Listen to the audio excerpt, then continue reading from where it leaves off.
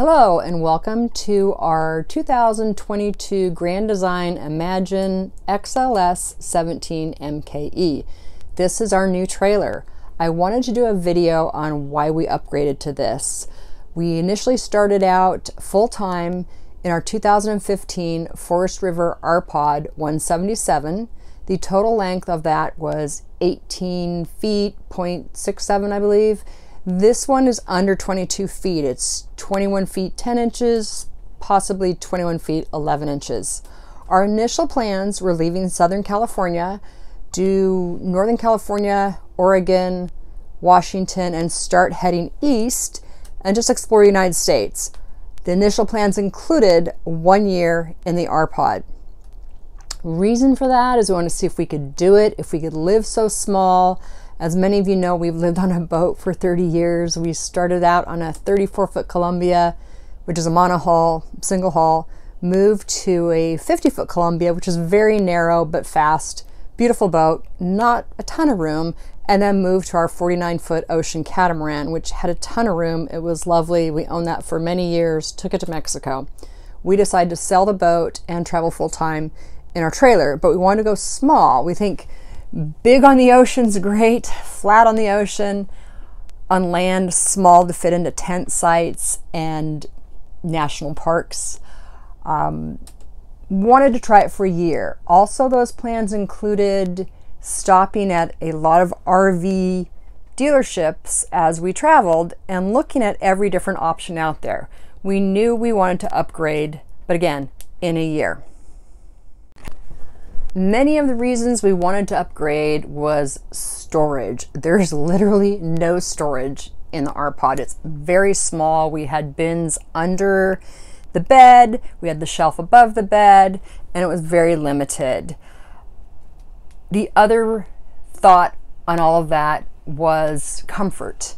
We had a wet bath, so every time we took a shower, the toilet's getting wet, and as you know, we had a composting head. We're trying to keep that dry.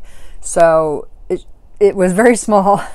You could barely reach your feet, not a lot of room to turn around. The bed, I had to crawl over Jim to get on the inside, which I'm used to. I think every boat we've owned, that's been my situation. That wasn't a problem. He really did want a walk around queen. I'm okay with that. Bigger shower, bigger refrigerator. Living with a refrigerator this big gets old. We both like to cook, him probably more than me, but I do like to bake and do different things. So a bigger refrigerator was on the list. Quality build. On the Rpod, something that bothered me from like day 3, I'm sitting behind the trailer and our tail lights, one was here, one was here. They were literally about an inch off. Another thing I noticed on the stove, when they cut the pilot hole to set the stove top in, they didn't cut on the inside of that shape and then cut out for that footprint.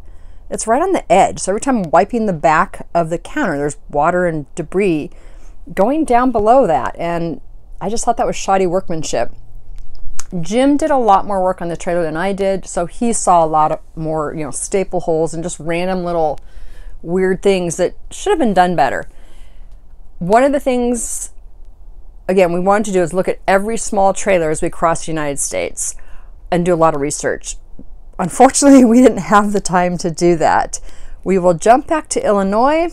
I will show you kind of a sad little video on how I felt, but we were at my cousin's house and Jim noticed some separation from the front of the Rpod and the side, about that much. And I said, wow, I think someone hit us. He goes, no, it's on the driver's side too. So as the front of the Rpod comes down like this, it was starting to separate from the sides and the bottom. Not good. We were at my cousin's. She said we could stay there, but I didn't want to infringe too long. So we decided to beeline to my brother's house in Charlotte, North Carolina. I figured it'd be a lot easier to live with my brother and his wife than my cousin and her husband, but thank you so much, Carolyn and Bergie. So we drove pretty quickly, made 2 stops between Waukegan, Illinois and Charlotte, Southern Illinois, and a place in Tennessee. By the time we got to Tennessee, I was pretty sad. Here's the end of this trip, and we were 62 days into it. So I didn't video in Tennessee. I did do a video on the place in Illinois because it was really nice.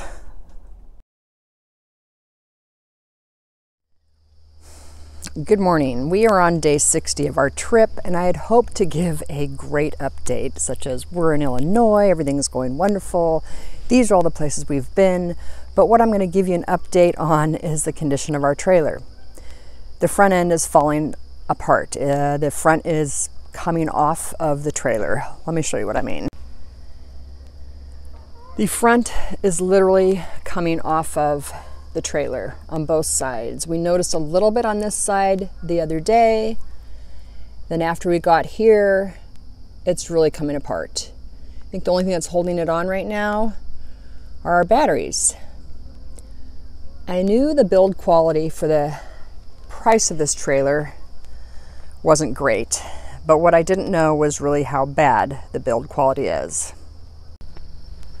Sorry, Forest River, but I know enough about building that backing plates and through bolts are good. Little screws into cheap wood is not good. So our plans are to drive as much as possible today and tomorrow to get to my brother's house. He's got a house with extra bedrooms and a trailer repair place where his trailer's being stored. When we got to my brother's house, we unloaded as much as we could out of the Rpod, took it up to a repair place where he had his RV stored at, and left it there for them to do an estimate on the repair. Oddly enough, as Jim took it in there, the guy behind him that came in was scheduling repair work on his Rpod for the exact same failure. Not as bad as ours, but for the same failure. I got onto a Facebook group and researched, asked some questions if anyone else had had this failure, and oddly enough, there was about a dozen others who replied to me that they've had the same failure, but not as bad as ours. Honestly, I think the roads in Illinois helped this. We noticed very thin wood up in the front, no backing plates, and the screws did not appear to be stainless steel. Also, they weren't through bolted. They were just screwed into what looked like really cheap wood. I pulled a piece out and it reminded me of what you would make an airplane out of as a kid. A model airplane was that thin. So we unloaded the Rpod, moved into my brother's house. Thank you, Carrie and Sally, so much for allowing us to do that. And we started researching new trailers. That year plan jumped up to 65 days now. We researched quality build, of course, more storage, large refrigerator, separate shower, and maybe a better bed. In that research, we were looking at used. We liked Lance, and we know it's a higher quality build. Grand Design, everything I've read, I believe is a higher build quality. I hope so. I do know that Grand Design keeps their warranty if you are full-time in the RV. Many RV companies kind of null and void that warranty if you're full-time. That was important to us. So we looked every day on the internet, new, used. I kept going back to this model. There was also a used, and I don't know the model number, it's a 17 something, very similar to this, a few years older Imagine, but it didn't have the slide out. And after having a slide out in the Rpod, I love the extra space it gives us. Airstream's beautiful, they're heavy, but they don't have that slide out. So that was one thing we looked at.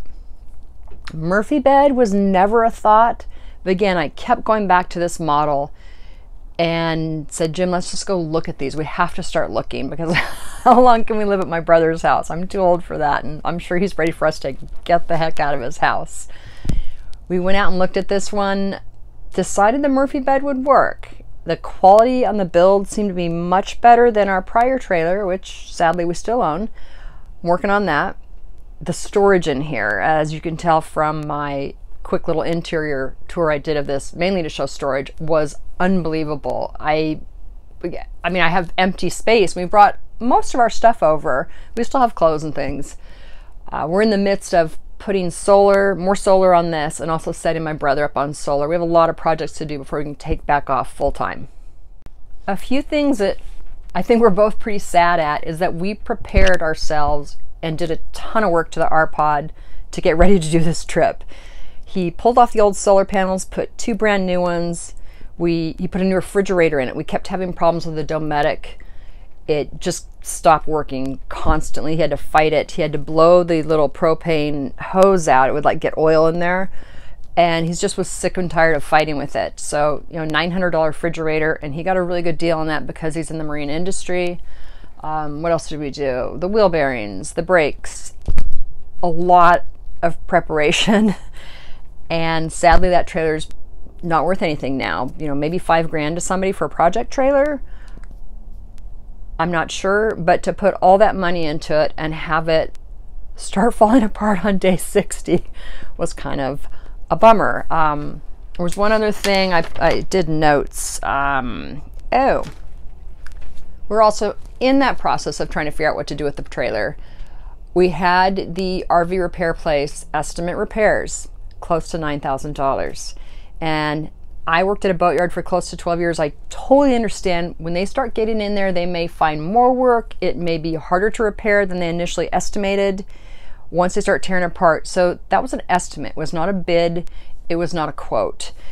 Estimates vary. There was no way we want to put $9,000 into that trailer when we could only sell it for maybe 12. Makes no sense. So I emailed Forest River and asked if they were aware of this problem and if there was any suggestions on repairs or fixing, and had they come across this. The response back was, what do you tow it with? And can you send photos? I did that. The next response was, do you use a weight distribution hitch? And I said yes. No response. So I emailed again, and I let them know of about the dozen other people that I had come across that have had that same problem. And also that the gentleman that pulled in behind my husband at the RV repair had the same problem on his. Coincidentally, they had also fixed it, the repair place had fixed an MPG about a year or so with the same problem. So it's, I don't know, could be something in design, execution. That's been about 3 weeks, and I have not heard back from Forest River at all. So that seems like that's not an option to try to get help with them in suggestions on how to repair, what to do, if they want to look at it and see if it's something they can learn from. Don't know, not getting much of a response. I did make a phone call to Grand Design before we decided to purchase this, and I wanted to confirm that the warranty was good for full-time use, as the salesman had told me that. You know, salesman. By the way, we really like this guy.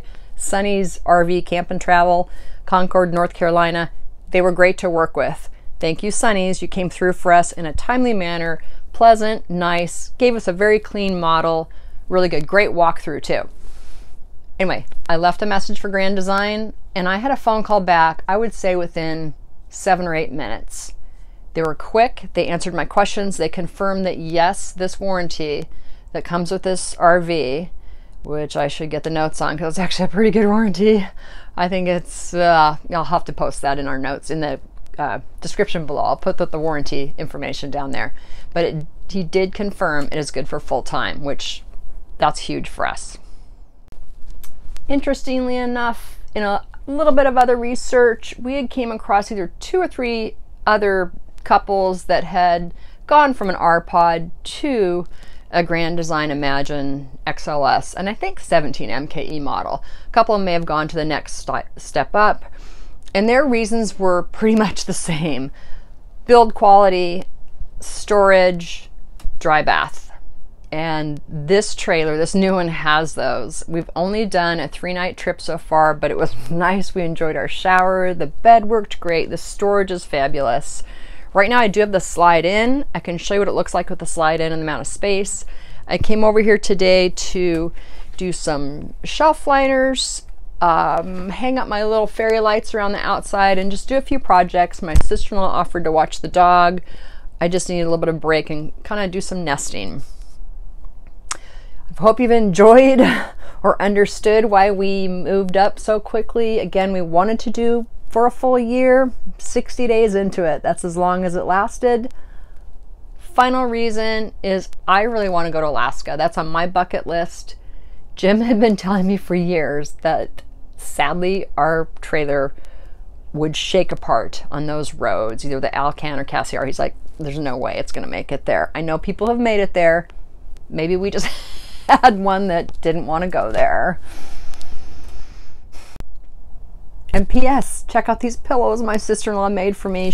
I want to go turquoise. Really cool, soft, bumpy one. She made 5 of them. And she knows me being Scottish, I like plaid tartan. Anyway, they're super fun. They're very soft. They brighten it up in here. And I love them. Thanks for watching me ramble on about this. If you've enjoyed this video, give us a thumbs up. Subscribe if you haven't already done so. We will have a lot more travel, a lot more campground information videos, a lot more on this trailer. And leave us a comment so we know you're here. Let me know what you think of this trailer and if you've upgraded in a trailer recently. So anyway, thanks for watching.